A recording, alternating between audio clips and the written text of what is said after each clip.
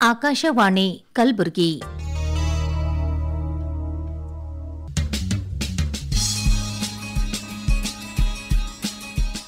ಹೊಸ ಓದು ಪುಸ್ತಕ ಪರಿಚಯದ ಸಾಪ್ತಾಹಿಕ ಕಾರ್ಯಕ್ರಮ.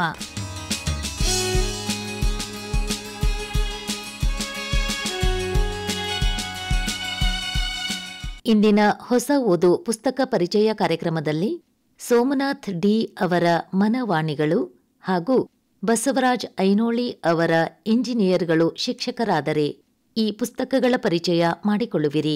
ಪುಸ್ತಕಗಳನ್ನು ಪರಿಚಯಿಸುತ್ತಾರೆ ಮೃತ್ಯುಂಜಯ್ ಸಿ ಪಾಟೀಲ್. ಮನವಾಣಿಗಳು ಎಂಬ ಪುಸ್ತಕದ ಲೇಖಕರು ಶ್ರೀ ಸೋಮನಾಥ್ ಡಿ ಅವರು. ಆಕರ್ಷಕ ಶೀರ್ಷಿಕೆ, ಮುಖಪುಟ ಹೊಂದಿರುವ ಈ ಕೃತಿ ಲೇಖಕರ ಒಟ್ಟು 400 ಮನವಾಣಿಗಳನ್ನು ಒಳಗೊಂಡಿದೆ. ಇದು ಲೇಖಕರ ಚೊಚ್ಚಲ ಕೃತಿಯಾಗಿದೆ. ಒಟ್ಟು 144 ಪುಟಗಳುಳ್ಳ ಈ ಪುಸ್ತಕದ ಪ್ರಕಾಶಕರು ಲೇಖಕರ ಚಿನ್ಮಯ ಪ್ರಕಾಶನವಾಗಿದೆ.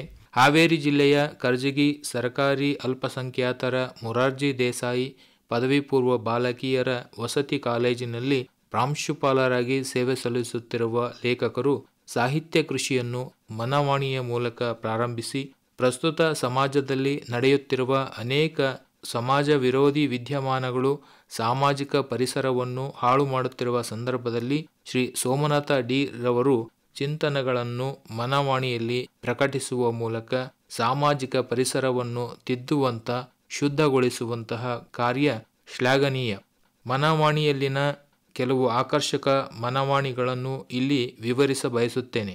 ದೇವರಿಗೆ ಪೂಜೆ ಮಾಡಲು ನಾವ್ಯಾರು? ಅವನು ಪರಿಶುದ್ಧ, ಸದಾ ಚೈತನ್ಯ. ನಿನ್ನನ್ನು ನೀನು ಪೂಜಿಸಿಕೊಳ್ಳು, ಆಗ ಈ ದೇಹ ದೇವಮಯವಾಗುತ್ತದೆ. ಈ ಸಾಲುಗಳು ಬಸವಣ್ಣನವರು 12ನೇ ಶತಮಾನದಲ್ಲಿ ಲೋಕದ ಡೊಂಕು ನೀವೇಕೆ ತಿದ್ದುವಿರಿ, ನಿಮ್ಮ ಮನವ ಸಂತೈಸಿಕೊಳ್ಳಿ ಎನ್ನುವ ವಚನದ ಮೂಲಕ ಸಮಾಜದಲ್ಲಿನ ಜನರಿಗೆ ಮನಸ್ಸನ್ನು ಸ್ವಚ್ಛವಾಗಿಸಿಕೊಂಡು ದೇಹವನ್ನೇ ಗುಡಿಯಾಗಿಸಿಕೊಂಡು ಬದುಕಬೇಕು ಎನ್ನುವ ಶರಣರ ಹಿತನುಡಿಯಂತಿದೆ. ಮನವಾಣಿಯಲ್ಲಿನ ಈ ಸಾಲುಗಳಿಂದ ಅದಮ್ಯ ಚೇತನಾಶಕ್ತಿ, ದೇವರನ್ನು ಪೂಜಿಸುವ ಬದಲು ನಿನ್ನನ್ನು ನೀನು ಪೂಜಿಸಿಕೊಂಡಲ್ಲಿ ಪರಿವರ್ತನೆ ಸಾಧ್ಯ ಎಂಬ ಭಾವದಲ್ಲಿ ಹೇಳಿರುವುದನ್ನು ನಾವು ಗಮನಿಸಬಹುದು. ಭೂಮಿಯಲ್ಲಿ ಒಂದೇ ಬೆಳೆಯನ್ನು ಬೆಳೆದಾಗ ಹೇಗೆ ಇಳುವರಿ ಕಡಿಮೆಯಾಗುತ್ತದೆಯೋ ಹಾಗೆಯೇ ಜೀವನದಲ್ಲಿ ಒಂದೇ ದಿಕ್ಕಿನಲ್ಲಿ ಆಲೋಚನೆ ಆಕಾಂಕ್ಷೆಗಳಿದ್ದಾಗಲೂ ಅಭಿವೃದ್ಧಿ ಕುಂಠಿತಗೊಳ್ಳುತ್ತದೆ ಎನ್ನುವ ಮನವಾಣಿಯ ಈ ಸಾಲುಗಳು ಪ್ರತಿಯೋರ್ವರಿಗೂ ತಮ್ಮ ಜೀವನ ಸುಧಾರಣೆಗೆ ಮಾರ್ಗದರ್ಶಿಯಾಗುತ್ತದೆ. ಜಾತಿ ತಾರತಮ್ಯ, ಲಿಂಗ ಅಸಮಾನತೆಗಳಿಂದ ಸಾಮಾಜಿಕ ಪಿಡುಗುಗಳು, ಅನಿಷ್ಟಗಳ ಹೆಸರಿನಲ್ಲಿ ನಡೆಯುವ ಸಂಘರ್ಷಣೆಗಳು ಮನುಷ್ಯ ಸ್ವಭಾವವನ್ನೇ ಬುಡಮೇಲು ಮಾಡುತ್ತಿವೆ. ಅನ್ಯಾಯ, ಅಸಮಾನತೆ ಹಾಗೂ ಶೋಷಣೆಗಳೇ ಇಂದಿನ ಜನರ ಜೀವನ ಮೌಲ್ಯಗಳಾಗಿವೆ. ನೋವು ತಾನುಂಗಿ ನಗುವನ್ನು ಜಗಕ್ಕೆ ಹಂಚುವ ಮನವಾಣಿಗಳು ಒಂದೆಡೆಯಾದರೆ, ಅಳುನುಂಗಿ ಅಳುವವರಿಗೆ ನ್ಯಾಯ ಕೊಡಿಸಲು ಹೋರಾಡುವ ವಿಚಾರವಾದಿಗಳು ಮತ್ತೊಂದೆಡೆ. ಇಬ್ಬರ ದಾರಿ ಬೇರೆ ಬೇರೆಯಾದರೂ ಹೊಂದಿರುವ ಗುರಿಯೊಂದೇ. ಸಮಾಜ ಸರಿಯಿಲ್ಲ, ಜಗತ್ತು ಕೆಟ್ಟಿದೆ ಎಂದು ಹೇಳುವ ವ್ಯಕ್ತಿಯೇ ಮೊದಲು ಕೆಟ್ಟವನು. ಜಗತ್ತು ವಿಶಾಲ, ಚಲನಶೀಲವುಳ್ಳದ್ದು. ಒಂದೇ ದಿನಕ್ಕೆ ಅದನ್ನು ಒಳ್ಳೆಯದು ಮತ್ತು ಕೆಟ್ಟದ್ದು ಎಂದು ನಿರ್ಧರಿಸುವುದಕ್ಕಾಗುವುದಿಲ್ಲ ಎನ್ನುವ ಈ ಮನವಾಣಿಗಳು ಸದಾ ಸಮಾಜವನ್ನು ದೂಷಿಸುತ್ತಿರುವವರಿಗೆ, ಅದನ್ನು ಸರಿಪಡಿಸಲು ಚಿಂತನೆಯಲ್ಲಿರುವವರಿಗೆ ಹಿತನುಡಿಗಳಂತಿವೆ. ಮುಂದುವರೆದು ಲೇಖಕರು ನಮ್ಮ ಮನಸ್ಸು ಕುರಿತು ಅನೇಕ ಮನವಾಣಿಗಳನ್ನು ಇಲ್ಲಿ ಬಿಚ್ಚಿಟ್ಟಿದ್ದಾರೆ. ಹೊಲ ಹಸನಾದಾಗ ಹೇಗೆ ಮೊಳೆದೋರುತ್ತದೆಯೋ ಹಾಗೆಯೇ ಶರೀರ ಮನಸ್ಸು ಶುದ್ಧಿಯಿದ್ದಾಗ ಮಾತ್ರ ಉತ್ತಮ ವಿಚಾರಗಳು ಹೊರಹೊಮ್ಮುತ್ತವೆ. ಕೊರೋನಾ ವೈರಸ್ ಇಡೀ ಪ್ರಪಂಚವನ್ನು ತಲ್ಲಣಗೊಳಿಸಿತ್ತು. ಆ ಸಂದರ್ಭದಲ್ಲಿನ ಲೇಖಕರ ಮನವಾಣಿಗಳು ಕೊರೋನಾ ವೈರಸ್ ಸೋಂಕು ಇಲ್ಲದಿರೇ ಜಗಕ್ಕೆಲ್ಲ ಉಳಿವು, ಸೋಂಕು ತಗುಲಿದರೆ ಜಗವೆಲ್ಲ ಅಳಿವು, ಕೊರೋನಾ ಬಿಡುವು ಸೋಂಬೇರಿಗೆ ಹಾಲು ಬಾನುಂಡಂತೆ, ಶ್ರಮಜೀವಿಗೆ ನುಂಗಲಾರದ ತುತ್ತಾದಂತೆ. ಆರೋಗ್ಯವೇ ಭಾಗ್ಯ ನಿಜ, ಆದರೆ ಭಾಗ್ಯವೇ ಆರೋಗ್ಯವಲ್ಲ. ಕೊರೋನಾದಂಥ ವೈರಸ್ಗಳಿಂದ ಸುರಕ್ಷಿತವಾಗಿರೋಣ. ಲೇಖಕರ ಈ ಮನವಾಣಿಗಳು ನಮಗೆ ಕೊರೋನಾ ಸಮಯವನ್ನು ನೆನಪಿಸುತ್ತವೆ. ಚಿನ್ಮೇಶ್ವರ ಎಂಬ ಅಂಕಿತನಾಮವನ್ನಿಟ್ಟುಕೊಂಡು ಕೆಲವು ವಚನಗಳನ್ನು ಲೇಖಕರು ಬರೆದಿರುವರು. ಅವುಗಳಲ್ಲಿ ಹಾಗಲಕಾಯಿ ನಾಲಿಗೆಗೆ ಕಹಿ, ಉದರಕ್ಕೆ ಸಿಹಿ, ಹಾಗೆಯೇ ಸತ್ಯನಿಷ್ಠರು ಕೆಟ್ಟವರಿಗೆ ಕಹಿ, ಉತ್ತಮರಿಗೆ ಸಿಹಿ ಕಾಣ ಚಿನ್ಮೇಶ್ವರ ಎಲ್ಲದೂ ನನ್ನದು, ನನಗೇ ಸೇರಿದ್ದು ಎನ್ನುವ ಸ್ವಾರ್ಥಿಗಳಿಗೆ ಸ್ವಂತ ಎನ್ನುವ ಪದದಲ್ಲಿ ವ ಎನ್ನುವ ಒತ್ತಕ್ಷರ ತೆಗೆದರೆ ಸಂತನಾಗುತ್ತಾನೆ. ಅತಿ ಆಸೆ ಹೊಂದಿದವರಿಗೆ ಆಸೆ ಮತ್ತು ಆಕಾಶ ಎರಡೂ ಒಂದೇ, ಇವುಗಳಿಗೆ ಅಂತ್ಯ ಇಲ್ಲ. ಭೂಮಿಗೆ ಆಕಾಶ ಹೇಗೆ ನಿಲುಕುವುದಿಲ್ಲವೋ ಹಾಗೆಯೇ ಮನುಷ್ಯನಿಗೆ ಆಸೆಗಳು ನಿಲುಕಲಾರವು, ಅವು ಅಪರಿಮಿತ. ದೇಶದ ಕಾನೂನು ವ್ಯವಸ್ಥೆ ಕುರಿತು ನಮ್ಮ ಭಾರತದ ದುರಂತ ಎಂದರೆ ಇಲ್ಲಿ ಕಾನೂನು ಪುಸ್ತಕ ಒಂದೇ ಇರುತ್ತದೆ, ಆ ಪುಸ್ತಕದಲ್ಲಿನ ಕಾನೂನು ನಿಯಮಗಳೂ ಒಂದೇ ಇರುತ್ತವೆ. ಆದರೆ ಆಚರಣೆಯ ಮಟ್ಟದಲ್ಲಿ ಎರಡು ಕಾನೂನುಗಳು ಜಾರಿಯಾಗುತ್ತವೆ. Law is difference, practice is difference ಎನ್ನುವ ಆಂಗ್ಲ ಹೇಳಿಕೆಯನ್ನು ನೆನಪಿಸುತ್ತದೆ. ಲೇಖಕರ ಈ ಮನವಾಣಿ ಕೃತಿಯಲ್ಲಿ 2 ಬಾರಿ ಈ ಮನವಾಣಿಯು ಮುದ್ರಣಗೊಂಡಿದ್ದು, ಇನ್ನೂ ಹಲವು ಮನವಾಣಿಗಳು ಮರುಮುದ್ರಣವಾಗಿವೆ. ಅದರಲ್ಲಿ ಪ್ರತಿದಿನ ಉತ್ತಮವಾದ ಆಹಾರವನ್ನು ದೇಹಕ್ಕೆ ಹಾಕುವಂತೆ ಈ ಮನವಾಣಿಯು 2 ಬಾರಿ ಕೃತಿಯಲ್ಲಿ ಮುದ್ರಣಗೊಂಡಿರುವುದು ಲೇಖಕರು ಮುದ್ರಣ ದೋಷ ಗಮನಿಸಿರುವುದಿಲ್ಲ ಎಂದೆನಿಸುತ್ತದೆ. ಓದುಗರಿಗೆ ಪ್ರೇರಣೆ ನೀಡುವಂಥ ಮನವಾಣಿಗಳನ್ನು ಬರೆದು ಪ್ರಕಟಿಸಿರುವುದು ಅವರ ಸಾಮಾಜಿಕ ಕಾಳಜಿಯನ್ನು, ಅಭಿವೃದ್ಧಿ ಪರಿಕಲ್ಪನೆಯ ವಾಸ್ತವ ಸಂಗತಿಗಳನ್ನು, ತಳ ಸಮುದಾಯಗಳ ಬದುಕನ್ನು ಕಟ್ಟಿಕೊಳ್ಳುವ ವಿಚಾರಗಳನ್ನು, ಬದುಕಿನ ಹತ್ತಿರದ ಅನೇಕ ವಾಸ್ತವ ಸಂಗತಿಗಳನ್ನು ಸರಳವಾಗಿ ಮನಮುಟ್ಟುವ ರೀತಿಯಲ್ಲಿ ಸಹೃದಯಿ ಓದುಗರಿಗೆ ಕಟ್ಟಿಕೊಟ್ಟಿದ್ದಾರೆ. ಒಟ್ಟಾರೆ ಲೇಖಕ ಶ್ರೀ ಸೋಮನಾಥ್ ಡಿ ಅವರ ಈ ಚೊಚ್ಚಲ ಕೃತಿ ಒಂದು ಭಾವಪೂರ್ಣ ಸೂಕ್ತಿ ಕುಸುಮಗಳ, ಅರ್ಥಪೂರ್ಣ ಸುಭಾಷಿತ ಸುಮಗಳ ಅಪೂರ್ವ ಹೂಬನವಾಗಿದೆ. ಅವರ ಈ ಕೃತಿ ಅಧ್ಯಯನಜನ್ಯವೂ ಅನುಭವಜನ್ಯವೂ ಹೌದು. ಅವರ ಮನವಾಣಿಗಳು ವಿದ್ಯಾರ್ಥಿಗಳಿಗೆ, ಸಾಧಕರಿಗೆ ದೀಪ್ತಿಯಂತಿವೆ, ಸ್ಫೂರ್ತಿಯಂತಿವೆ, ಆಂತರ್ಯ ಬೆಳಗುವ ಚೈತನ್ಯದ ಜ್ಯೋತಿಯಂತಿವೆ.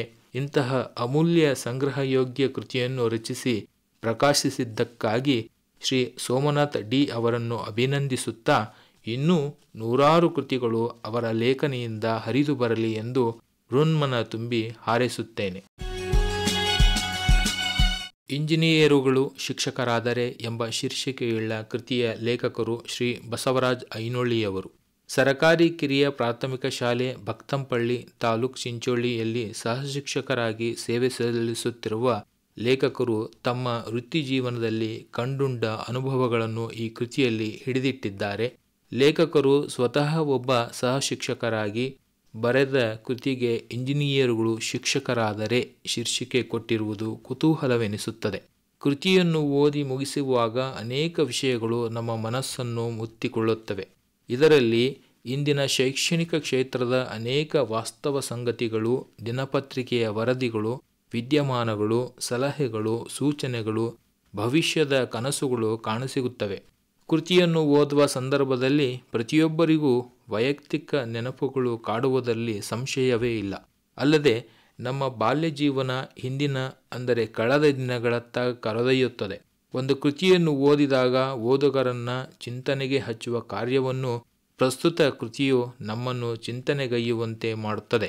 ಆ ಚಿಂತನೆಗಳನ್ನು ಚರ್ಚಿಸುವ, ಹೊಸದನ್ನೇನಾದರೂ ಹುಡುಕುವ ಕೆಲಸ ಮಾಡಿಸುತ್ತದೆ.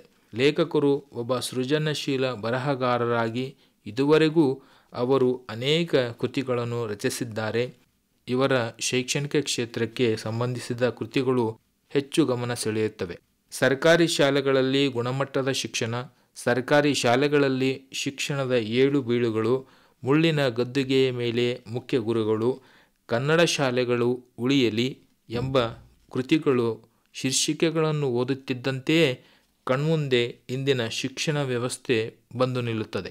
ಪ್ರಸ್ತುತ ಕೃತಿಯ ಶೀರ್ಷಿಕೆ ಇಂಜಿನಿಯರುಗಳು ಶಿಕ್ಷಕರಾದರೆ ಉಳಿದ ಕೃತಿಗಳ ಶೀರ್ಷಿಕೆಗಳಿಗಿಂತ ಭಿನ್ನವಾಗಿದೆ. ಇಲ್ಲಿಯ ಬರಹಗಳಲ್ಲಿ ಸರ್ಕಾರಿ ಶಾಲೆಗಳು, ಕನ್ನಡ ಮಾಧ್ಯಮ, ಕನ್ನಡ ಭಾಷಾಭಿಮಾನ, ಭವಿಷ್ಯದ ಕನ್ನಡ ಶಾಲೆಗಳು, ಪಾಲಕರ ಆಸಕ್ತಿ, ವಿದ್ಯಾರ್ಥಿಗಳ ಭವಿಷ್ಯ ಇತ್ಯಾದಿಗಳು ಪ್ರೇರಣೆ, ಪ್ರಭಾವ, ಸ್ಫೂರ್ತಿಯಾಗಿರುವುದು ವಿಶೇಷ.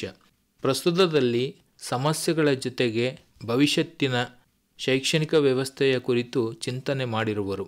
ಶಿಕ್ಷಣ ವ್ಯವಸ್ಥೆ, ಶಿಕ್ಷಕ, ವಿದ್ಯಾರ್ಥಿಗಳು, ಪಾಲಕರ ಕುರಿತು, ಸರ್ಕಾರದ ಅನೇಕ ಸೌಲಭ್ಯಗಳ ಕುರಿತು, ಅದರ ಲೋಪದೋಷಗಳ ಅರಿವು ಸರ್ವ ಶಿಕ್ಷಕರಲ್ಲಿಯೂ ಇರುತ್ತದಾದರೂ ವ್ಯವಸ್ಥೆ ಯೋಜನೆಗಳ ಕುರಿತು ಲೇಖಕರು ತಮ್ಮ ಕಾಳಜಿಯನ್ನು ಸರ್ಕಾರಿ ಶಾಲೆಗಳ ಸಕಾರ ಮತ್ತು ನಕಾರ ಸಂಗತಿಗಳಿಗೆ ಬರಹಗಳ ಮೂಲಕ ಸ್ಪಂದಿಸಿದ್ದಾರೆ.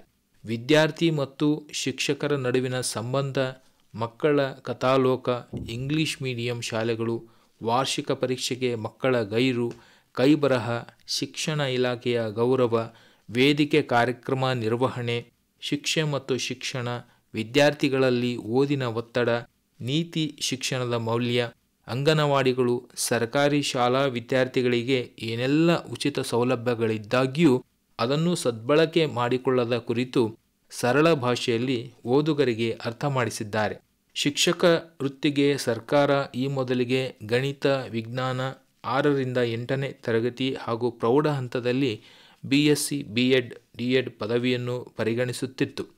ಆದರೆ ಈ ಮೊದಲಿನ ಸರ್ಕಾರದಲ್ಲಿ ಶಿಕ್ಷಣ ಸಚಿವರಾಗಿದ್ದ ಸನ್ಮಾನ್ಯ ಶ್ರೀ ಸುರೇಶ್ ಕುಮಾರ್ ಅವರು ಕರ್ನಾಟಕ ರಾಜ್ಯದ ಎಲ್ಲ ಉನ್ನತೀಕರಿಸಿದ ಪ್ರಾಥಮಿಕ ಶಾಲೆಗಳಲ್ಲಿ ಗಣಿತ ಹಾಗೂ ವಿಜ್ಞಾನ ವಿಷಯ ಬೋಧಿಸುವ ಶಿಕ್ಷಕರ ಪ್ರಾವೀಣ್ಯತೆ ಹೆಚ್ಚಾಗಬೇಕು, ಅಲ್ಲಿ ಅಭ್ಯಾಸ ಮಾಡುತ್ತಿರುವ ವಿದ್ಯಾರ್ಥಿಗಳಿಗೆ ವಿಜ್ಞಾನ ಹಾಗೂ ಗಣಿತ ವಿಷಯ ಕಲಿಕೆ ಕಬ್ಬಿಣದ ಕಡಲೆಯಾಗಬಾರದು, ಅವರ ಕಲಿಕೆ ಆನಂದದಾಯಕವಾಗಿರಬೇಕು, ಸರಳವಾಗಿರಬೇಕು, ಲವಲವಿಕೆಯಿಂದ ಕೂಡಿರಬೇಕು ಎಂದು BSc, B.Ed ಅಧ್ಯಯನ ಮಾಡಿದ ಅಭ್ಯರ್ಥಿಗಳನ್ನು ಶಿಕ್ಷಕರನ್ನಾಗಿ ನೇಮಿಸಿಕೊಳ್ಳುತ್ತಿದ್ದುದು ಎಲ್ಲರಿಗೂ ತಿಳಿದಿರುವುದೇ. ಆದರೆ ಮಾನ್ಯ ಸಚಿವರಿಗೆ ಯಾರು ಮಾರ್ಗದರ್ಶನಗೈದರೋ, ಯಾವ ಸಮಿತಿಯವರ ಸಲಹೆಯನ್ನಾಧರಿಸಿ ಹಿರಿಯ ಪ್ರಾಥಮಿಕ ಶಾಲೆಯಲ್ಲಿ BE ಬ್ಯಾಚುಲರ್ ಆಫ್ ಇಂಜಿನಿಯರಿಂಗ್ ಅಭ್ಯಾಸ ಮಾಡಿದ ಅಭ್ಯರ್ಥಿಗಳು B.Ed ಓದಿ ಇವರು ಸಹ ಉನ್ನತೀಕರಿಸಿದ ಶಾಲೆಗಳಲ್ಲಿ ಶಿಕ್ಷಕರಾಗಬಹುದು ಎಂದು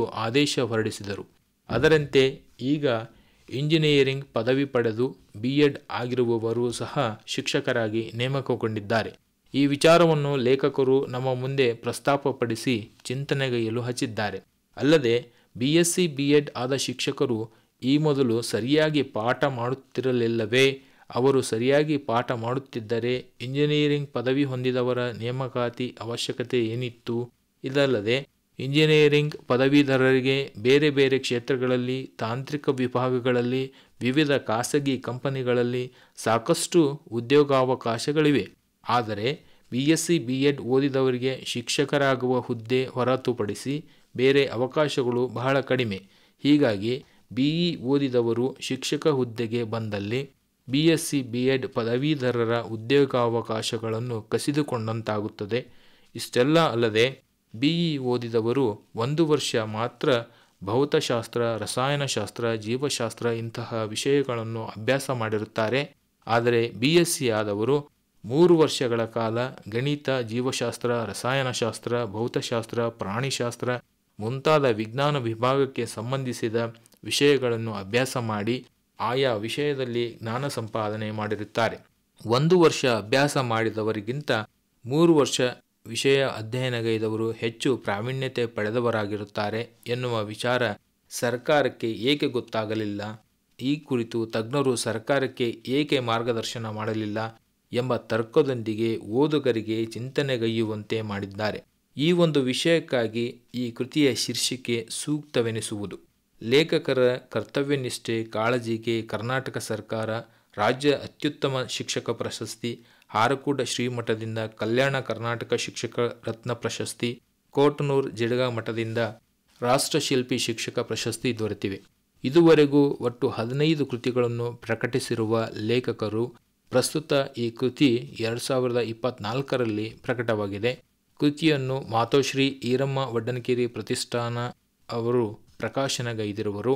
ಒಟ್ಟು 128 ಪುಟಗಳನ್ನು ಹೊಂದಿರುವ ಈ ಕೃತಿಯ ಬೆಲೆ ರೂಪಾಯಿ 120 ಆಗಿದ್ದು, ಇವರ ಲೇಖನಿಯಿಂದ ಇನ್ನೂ 16 ಕೃತಿಗಳು ಹೊರಬರಲಿ ಎಂದು ಹಾರೈಸುತ್ತೇನೆ. ಇದುವರೆಗೆ ಹೊಸ ಓದು ಪುಸ್ತಕ ಪರಿಚಯ ಕಾರ್ಯಕ್ರಮದಲ್ಲಿ ಸೋಮನಾಥ್ ಡಿ ಅವರ ಮನವಾಣಿಗಳು ಹಾಗೂ ಬಸವರಾಜ್ ಐನೋಳಿ ಅವರ ಇಂಜಿನಿಯರ್ಗಳು ಶಿಕ್ಷಕರಾದರೆ ಈ ಪುಸ್ತಕಗಳ ಪರಿಚಯ ಮಾಡಿಕೊಂಡಿರಿ. ಪುಸ್ತಕಗಳನ್ನು ಪರಿಚಯಿಸಿದವರು ಮೃತ್ಯುಂಜಯ್ ಸಿ ಪಾಟೀಲ್.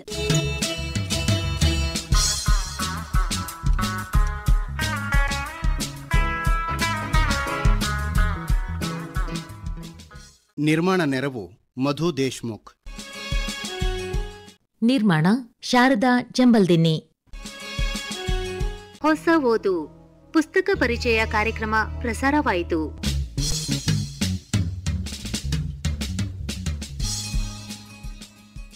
ಇದು ಆಕಾಶವಾಣಿ ಕಲಬುರಗಿ ಕೇಂದ್ರದ ಕೊಡುಗೆ.